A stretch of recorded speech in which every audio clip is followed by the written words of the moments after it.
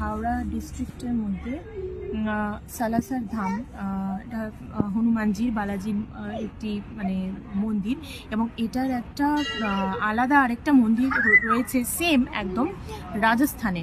তো সেখানেও কিন্তু সালাসার বালাজি হনুমানজির মন্দির, সেটা হাওড়া ডিস্ট্রিক্টে কলকাতার মধ্যে এটাই প্রাইমারি, এবং খুব বেশি দিন এটা তৈরি করা হয়নি। আর ইচ্ছা করলেই তোমরা এখানে স্যাটারডে সানডে করে ঘুরে যেতে পারো। অসাধারণ, কলকাতার একদমই কাছে অসাধারণ কিছু মানে আর্কিটেকচার রয়েছে, দ্রাবিড়িয়ান স্টাইলের, এবং সেটা মানে দেখার মতন। তো লেটস গো, একটু এক্সপ্লোর করি মন্দিরটা।